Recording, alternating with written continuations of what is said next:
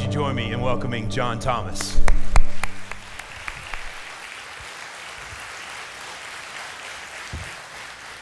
Thank you so much to Pastor Jay and Pastor Cliff. I know I'm the one who speaks funny and say pastor, not pasta or whatever, not that Italian food, but something like that. But it's wonderful to be with you, Station Hill. It's really great to come and share with you the Word of God, and I count it a great privilege, and thanks to the leadership team for giving me the opportunity of preaching on a passage I have never preached on until this morning. So I had a long flight, and sometime yesterday to prepare the sermon, and I really believe that this is for you. There are folk here today that God has got an appointment with. And it's following through on what you've been doing in John 21. And we're just going to pick up the story where you had it last week. But just to re-emphasize exactly where we are, let's pick up in John 21 from verse 15. When they had eaten breakfast, Jesus asked Simon Peter, "Simon, son of John, do you love me more than these?" "Yes, Lord," he said to him. "You know that I love you. Feed my lambs," he told him. A second time he asked him, "Simon, son of John, do you love me?" "Yes, Lord," he said to him. "You know that I love you. Shepherd my sheep," he told him. He asked him a third time, "Simon, son of John, do you love me?" Peter was grieved that he asked him a third time, "Do you love me?" He said, "Lord, you know everything. You know that I love you. Feed my sheep." Jesus said, "Truly," now this is where we pick it up today, "I tell you that when you were younger, you would tie your belt and walk wherever you wanted. But when you grow old, you will stretch out your hands." Now, commentators believe those words, "stretch out your hands," was an indication of crucifixion, that you would stretch out your hands like this and actually carry the crucifixion crossbar. And someone else will tie you and carry you where you don't want to go. He said this to indicate the kind of death that Peter would glorify God, this crucifixion. After saying this, he told him, "Follow me." So Peter turned around, and obviously John is behind, and saw the disciple Jesus loved following them, the one who leaned back against Jesus at the supper, and asked, "Lord, who's the one who's going to betray you?" Still referring to John there.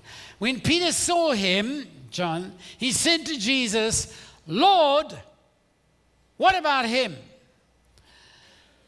"If I want him to remain until I come," Jesus answered, "what is that to you? As for you, follow me." Or I really like what the NIV version has. "What is that to you? As for you, you must follow me," is the way in which the NIV has translated that last line. You must follow me. I think Jesus had some fun in a way crafting this chapter, John 21. Crafting the night before when they went out fishing and all the way through. Because in a masterly way, Jesus completely recreates at least 3 scenes of deja vu for Peter in his last 3 years of ministry. And you know, deja vu is that feeling like I've been here before. It's a sort of recollection. And it's almost like Jesus is saying, "Okay, Peter, here's a lesson. It's going to be one huge recap of your life and ministry and my words to you." So here we go with deja vu number 1, the big catch of fish. You would have seen 3 weeks back, where Jesus comes in the early morning and says, "Throw the net out on the other side." And there's this huge catch of fish. Well, Back in Luke chapter 5, they've been out all night. Jesus gets into the boat and starts to preach from the boat to the crowds, and then finishes preaching, and then says to Peter, then the same guy, Peter, push out into the deep, we're going to go fishing. Peter says, hey, listen, Lord, you stick to preaching, I stick to fishing. I know what's going on. There are no fish out there. His exact words, Master, we have toiled all night and we haven't caught a thing. What do you know about fishing?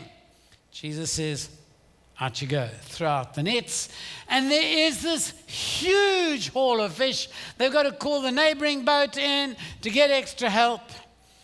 And Jesus says to Peter in his mind, okay, déjà vu number one, this big catch of fish. They've been out there all night. Peter was not meant to go back fishing. Now, Galilee is like, it isn't quite 100 miles, but let's just for the sake of convenience, like 100 miles from Jerusalem. And Jesus has specifically said to them, stay in Jerusalem until the promise of my Father comes, which was the promised Holy Spirit, the day of Pentecost. What's Peter done? I'm not sticking around in Jerusalem. Jesus hasn't showed up. This promise doesn't seem to be. I'm going home, guys. I'm going fishing. Who's going to join me? And then Jesus says, throw the net on the other side. And there's this familiar voice. And then there's this familiar scene of this massive haul of fish. And then Peter realizes it's the Lord. And then he's in the water. This time, no walking on the water stuff, none of that. He's in, swims across to Jesus, and has a few seconds or minutes alone with him on the beach. I often wonder what happened then. What did he say? It's the first time he's alone with Jesus after the denials. I've got a feeling it was, I'm sorry. Lord, I'm so sorry. But that's the first scene of déjà vu that Jesus creates. The next scene is similar for Peter's restoration as it was for his denial. It is around a public charcoal fire, both times with 3 questions. Very interesting. This charcoal fire is only referred to twice in the New Testament. Once at his denial, just a couple of weeks ago. And now again, Jesus, in his masterly way, recreates a charcoal fire. Puts a fish, we'd say braai, a fish barbecue on there, but there's this charcoal fire, there's people around, the disciples around, and just as there were 3 questions, do you know this man? No, I don't. Do you know this man? I swear I don't. I curse, I don't know him. 3 questions. Jesus comes back in this déjà vu, round the fire. Do you love me? Do you love me? Do you really love me? Same scene. What must have been going on in Peter's mind? Lord, what are you doing to me? Around that fire, he denied Jesus. But now around this fire, he's recommissioned and offered restoration. But the third déjà vu is his calling and commissioning. It's the same follow me words in the same place. Now, let me just explain to you. They're really on the same beach as they've always been. Because here, somewhere near Capernaum, that's where Peter lives, they've got the boats pulled up on the beach, and their house would have been, 100 feet or 200 feet from the water's edge. And that's where the boats always lived. That was their dock, so to say, for their boats. So we're back on the same beach with the boats pulled up in the same place as we were in Matthew 4:19, where Jesus comes along and says, follow me, and I will make you fishers of men. And the Bible says, and at once they left their nets and they followed him. Here we are again. What are the words Jesus uses for Peter here? Follow me, verse 19. Verse 22 again. You must follow me. I mean, it's deja vu. All these words are ringing. Jesus has recreated so many scenes for Peter of his life. And they're all meshed into this final moment of restoration and commissioning into getting back onto God's agenda. God renewed his call to Peter. And today, God renews his call to you and to you and to you. I believe that you are here today by divine appointment to hear what the Lord has to say to you. And I trust you're going to hear the clear voice of Jesus, confirming a call on your life to follow him into ministry and missions, no matter the cost. Now, just like Peter, we have various ways of following. And what I want to do this morning is to look at 5 ways in which Peter followed, because we do the same thing in our following. Following firstly, but doing it your way. The fact that you're here today is an indicator to me that in some measure you're a follower of Jesus. You may be a very fully devoted follower of Jesus. On the other hand, you might sort of be, not too sure about this. I think I score a 1 out of 10 on following. But you're here because to some measure, you're either seeking to follow or you are a follower of Jesus. But maybe like Peter, you're saying, you know what? I'm going to do it my way. I mean, Jesus has been very specific about the instructions, stick around in Jerusalem. Peter has said, blow that. I'm not going to do that type of following. I'm going home. I'm going back to making money the way I know money. I'm going to be familiar and do the familiar. I'm going to do it my way.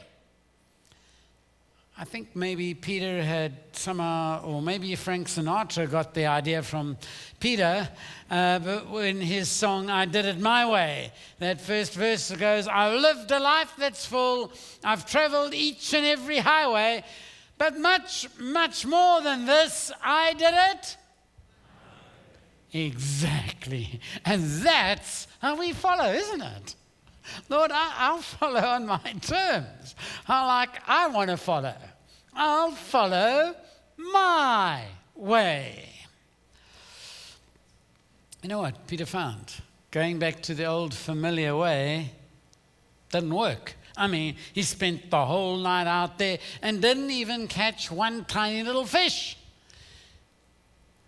But still, we stick with doing it my way. Get real. Start following God's way. Let me say to you, to a certain extent, as I look back on my life and ministry, I wonder what I missed out on, because at times I might have been doing my own thing. As my wife Avril and I were driving out here this morning, we were talking about that and saying it is very possible to follow Jesus and be in full-time ministry and still do things your way because you think they're good.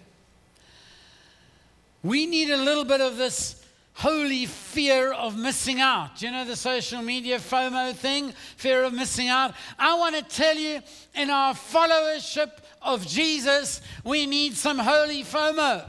We need to be absolutely fearless about our following and fearful that we may in some way, by doing our own thing, be missing out on some of the plan that God has for us. Stop following and doing it your way. You're wasting your time and energy. In fact, following but doing it your way is hardly following at all. But another type of following that Peter did was following but comparing. Following but comparing. If you look at John 21:22, Jesus answered, if I want him to remain alive until I return, what is that to you? What is that to you? You must follow me. In other words, Peter, you know what? Don't worry about John's form of service, other people's form of service. Your service for me, Peter, is going to be different. And you know what? God has not made you all to be Pastor Jay or Pastor Cliff or Pastor Taylor or whoever. Leanne, God has made you unique with a unique identity and a unique purpose. And God will use you uniquely in a way that is aligned to your personality and your gifts and your life and your experience. So don't get into this comparison game in ministry, because it's big in Christian world. We play this game in the Christian world, and Christian leadership play it particularly well. It's called, not Game of Thrones, but Game of Comparisons. And I want to tell you, if you can invent an app called Game of Comparisons for Christian ministry, you're going to be a millionaire, but I want half the profits for Living Hope because I gave you the idea. So this is how the Game of Comparisons work. Lord, why is his church bigger than my church? Why is the worship down there better than ours up here?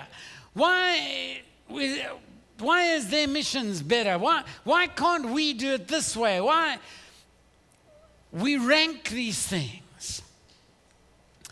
And Peter played this game and sort of said, Lord, what about this guy John? And Jesus' blunt words were, none of your business, you follow me. And that's sweet to my ears. Because I tell you, you can scan the Christian world and you can get into this stuff. Lord, how come, Dallas Willard is a better thinker than I am? How come John Piper preaches better than I do? And there's this avalanche of Christian comparisons. Book after book, conference after conference, you're quietly getting the message. Your preaching could be better. Your worship could be better. Your evangelism could be better. Your caring for the poor and the needy could be better. Your missions could be better. Your children's ministry could be better. Your youth could be better. And so I'm refreshed by the blunt words of Jesus to you and me. What is that stuff to you? You must follow me. Stop this following by comparing. So to whom are you comparing yourself? You know what? I'm so glad I don't live in this area. Because one of the things that I have seen about this area is the immense challenge of keeping up with the Franklinites, if there is such a word, and the Brentwoodites. Because, maybe we should be like them. And there is this game of comparisons. Their kids are at a better school than our kids, and they've got a nicer house and a bigger house and a better car. And there is this pressure that you guys live in to be like them or to be better than them or to be equal than them. And there is so much that you must apparently compare yourself by. Hear Jesus' blunt words. What is that stuff to you? You must just get on with following me. That's what you got to do. Stop this following but comparing stuff. Third one, style of Peter following, is following after forsaking. Following after forsaking. These moments for Peter must have been some of indelible shame. I mean, he's followed Jesus so closely. Jesus has said, you know what, Peter, your brashness and your stuff, you're going to deny me. Oh, never, not me. Half this crowd of disciples, Lord, but not me. And then he puts his foot in so deep. I mean, he's even swearing and cursing. And I never know the same. Don't go after me like that. I mean, this is big time forsaking. This is not just little average. Whew, I blew that a little, didn't I? No, I mean, this was blowing it big time. Complete denial. I even know this Jesus. If I'd been Peter and I see Jesus out there on the shore, I'd be thinking, now I'm in for a mouthful. I mean, now I'm going to get it. I'm going to get rejection. I'm going to get moaned at. I'm going to get told out, I told you so. Sort of like a husband after his wife or a wife after his husband. I told you so, it's not going to work. That type of thing. Does Peter get that? Not at all. Nothing. Instead of rejection, he gets restoration. Instead of rejection, he gets recommissioned into ministry. What grace, what mercy. And here's a word that I really feel that God gave me for someone here today, for some of you here today. It's a word just simply rephrased around what Jesus said to Peter. My child, I have come here today to seek you out. I'm eager to restore you, though you turned away and forsook me. I know you're going back to your old way of life. And today I come to you just as I came to Peter. I come looking for you today. I come calling you today. I've come to fully restore you and recommission you. My child, peace be to you. Stop the worry and pain and receive my peace. My child, do you really, really love me? I've not given up on you, says the Lord. But you've been disappointed in me. If you really love me, then today I've come to restore you. And even more, I've come to fill you and call you back to serve me. I am eager to forgive, restore, and commission you. Now, follow me. You must follow me. Maybe that's for you. Maybe you're even serving in some aspect of mission or ministry. Then you've left it because of some or other circumstances where God disappointed you in your feeling, or there was a family and a relationship issue, or there was a financial issue, and you just sort of, oh God, I'm not doing this stuff anymore, I can't. You can still follow after forsaking. There's the grace of God. You can still follow after falling. That's the mercy of God. We have our little lists in the Christian world that are sometimes cruel.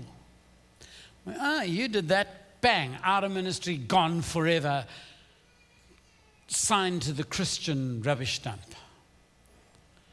Thankfully, that's not the mercy that Jesus shows. You can follow after you've forsaken. Hear him call you today. Come, follow me. But the fourth one of following is a hard one. Following in the face of death. Following in the face of death. Jesus' final words, as far as we know, recorded to Peter were, you must follow me. But implicit in them was this prophetic word about being a martyr. Peter will follow Jesus to the cross. And Peter's somewhere in his mid to late 30s, they tell us.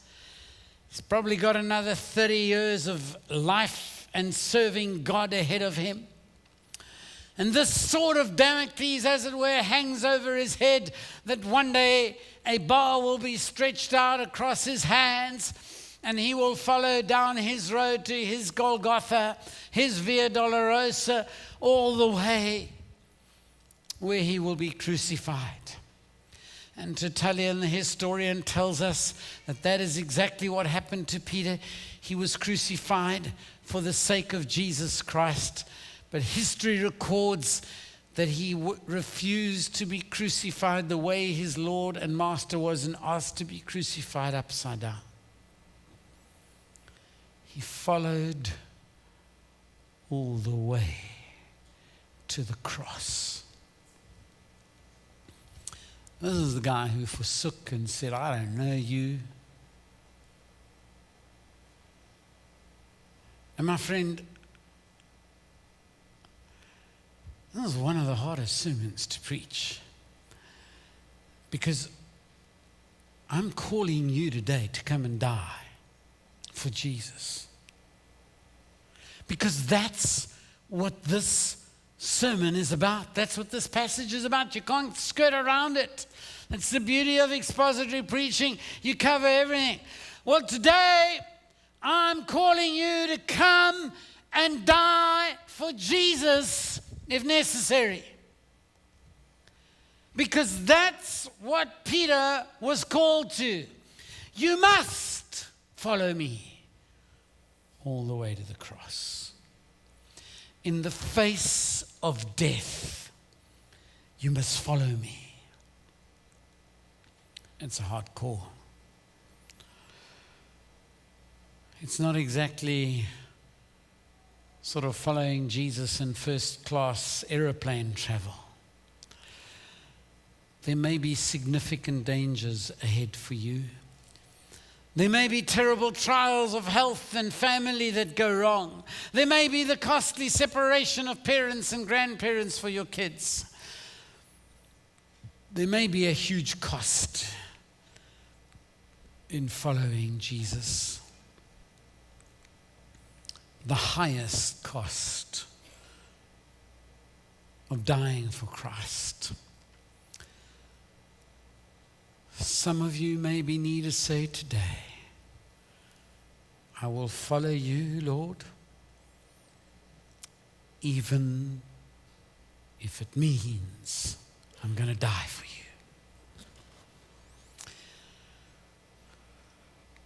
It's a sobering thing to be told by your master and friend that you will die in his service. But Jesus says much the same. You know, they'll lay hands on you, they'll persecute you, they'll put some of you to death. And while I was preparing this sermon, I was saying to myself, John, don't preach this stuff. I mean, nobody's going to come forward, because who calls people to come out and die, potentially for Jesus?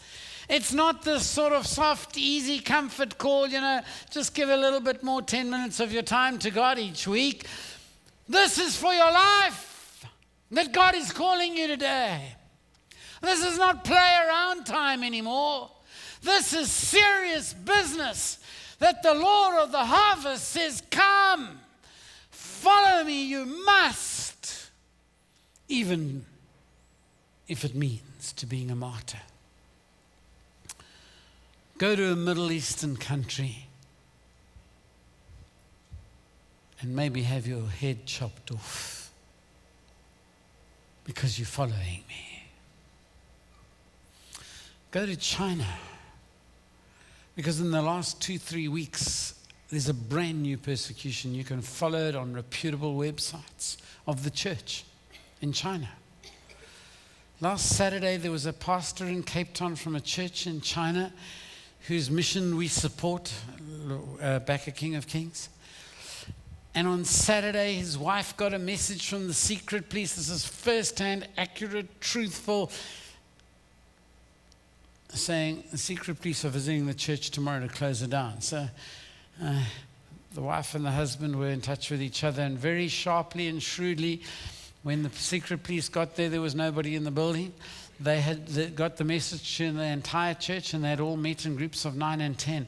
And my guess is the same things happened this Sunday. That church got broken up like this. Persecution for Jesus, my friend. And that may be what God is calling you to. In a sense, I hope it isn't. But this is the call today. Come, follow me, even in the face of death, all the way to martyrdom.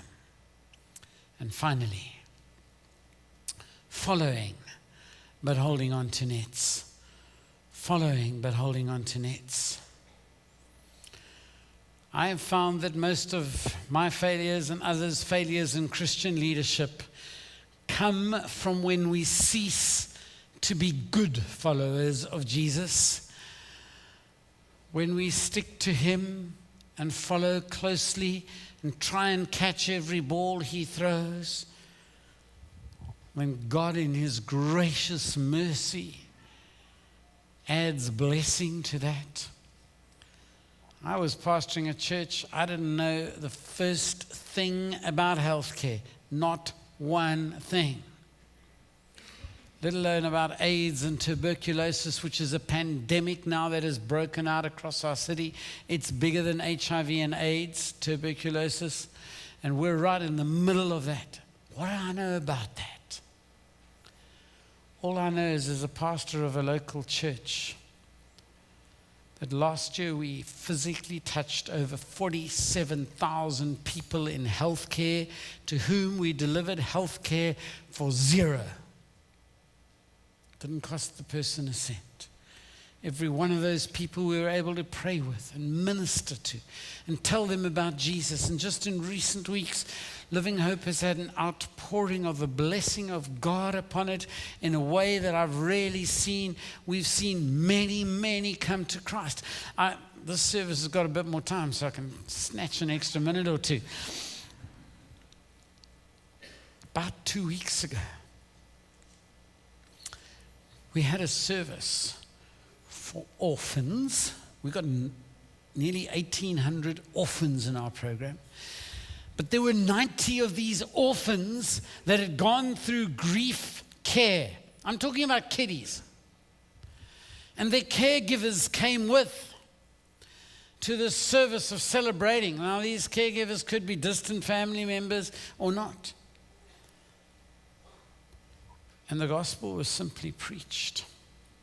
I didn't preach. But then our chaplain, as they often do in Africa, called me up and said, Pastor, you can make an invitation type of thing. And I just said, some of you need to come to Jesus today. And you need to come out in the front. And I thought, well, nobody's going to come. These little children started to come. These caregivers started to come. Tears streaming down their eyes. 22 orphans and caregivers gave their life to Jesus. We've seen so much of the blessing of God. But that's because by the grace of God, we sought to follow in a land of unknowns. And God, in His mercy and grace, has honored those small steps of obedience.